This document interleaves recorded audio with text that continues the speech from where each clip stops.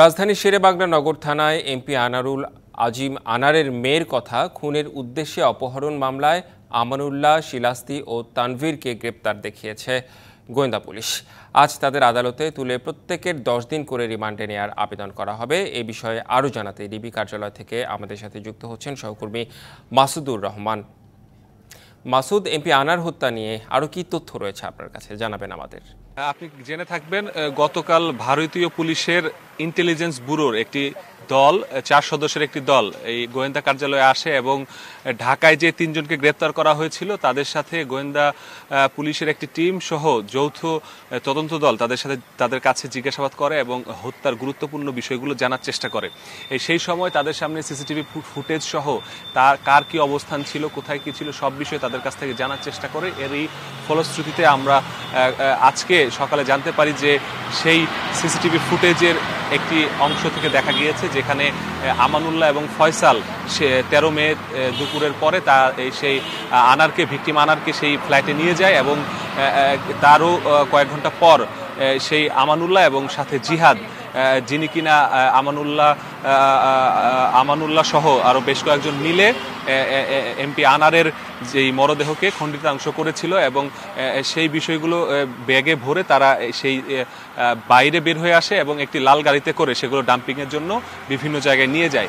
এই তথ্য পর্যালোচনা করার পর তারা আমানুল্লাহর কাছে আরও ব্যাপক জিজ্ঞাসাবাদ করে এবং গোয়েন্দা পুলিশ জানতে পারে যে সেই যে কলকাতার হাতিশালা যে খালটি রয়েছে সেখানে একটি মরদেহের কিছু খণ্ডিতাংশ সেখানে ফেলে থাকতে পারে বলে সেই তথ্য দেয় আমানুল্লাহ। সেই তথ্য কলকাতা পুলিশকে দেওয়ার পর কলকাতা পুলিশ সেখানে গিয়ে তাদের যে সন্ধান খোঁজের যে বিষয়টি সেটা তারা পরিচালনা করে এবং এখন পর্যন্ত সেটি অব্যাহত আছে।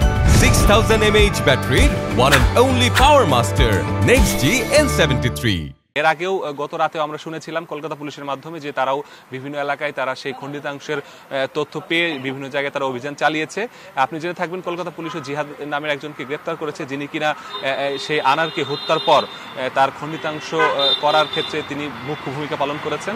সেই জিহাদকে আজকে আদালতে তোলা হয়েছে, সেও তার জবানবন্দিতে বিষয়গুলো স্বীকার করেছেন এবং ঢাকায় যারা আছেন তারাও তাদের বিষয়টি স্বীকার করেছেন। এরপরেও যেহেতু ঢাকায় একটি খুনের উদ্দেশ্যে অপহরণ মামলা হয়েছে, সেই খুনের উদ্দেশ্যে অপহরণ মামলায় তাদেরকে জিজ্ঞাসাবাদের জন্য 10 দিন করে রিমান্ড চাওয়া হবে। রিমান্ডে পেলে তাদের আরও ব্যাপক জিজ্ঞাসাবাদের মাধ্যমে এই ঘটনায় আরও যারা পলাতক আছে, এখন পর্যন্ত আমরা জেনেছি যে এই হত্যার ক্লিং মিশনে মোট 7 জন অংশগ্রহণ করেছিল, তার মধ্যে কলকাতায় 1 জন এবং ঢাকায় 3 জন, 4 জন গ্রেপ্তার হয়েছে। এখনও আরও 2 থেকে 3 জন বাইরে রয়েছে এবং এই হত্যার কালকে যে গোয়েন্দা পুলিশ জানিয়েছিল যে মূল পরিকল্পনাকারী তারই বাল্যবন্ধু আখতারুজ্জামান শাহিন, তার বিষয়েও তথ্য সংগ্রহ চলছে। তবে ইতিমধ্যে হযরত শাহজালাল আন্তর্জাতিক বিমানবন্দরের ইমিগ্রেশন শাখা থেকে এবং গোয়েন্দা পুলিশের মাধ্যমে আমরা যে তথ্য দিয়ে জানতে পেরেছি যে তিনি আসলে যেই দিন হত্যার মিশন বাস্তবায়ন শেষে আমানুল্লাহ এবং সেলেস্তি দেশে ফেরে সেদিনই তিনি আসলে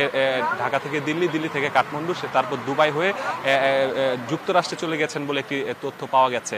আপনি জেনে থাকবেন যেই মামলাটি তদন্ত করছে যে টিম, সেই টিমের যে কর্মকর্তা রয়েছেন, তদন্তকারী কর্মকর্তা যারা নেতৃত্ব দিচ্ছেন, তিনি কিন্তু আসলে টিপু হত্যা এবং এর আগে বুয়েটের ছাত্র ফারদিনার আত্মহত্যার বিষয়টি তারাই তাদের তদন্তে বের করে এনেছিল, যে কারণে বাংলাদেশের পুলিশের পক্ষ থেকে তাকে এই কেসটির দায়িত্ব দেওয়া হয় এবং তারা সবাই আশা করছে যে এই কেসে যারা আছেন বাংলাদেশের পার্টে সবাইকে তিনি স্বল্প সময়ের মধ্যে আইনের আওতায় আনবে এবং এই মামলাটির একটি সুরাহা হবে খুব দ্রুতই। এই ছিল আসলে আমার কাছে গোয়েন্দা পুলিশ কার্যালয় থেকে সর্বশেষ তথ্য।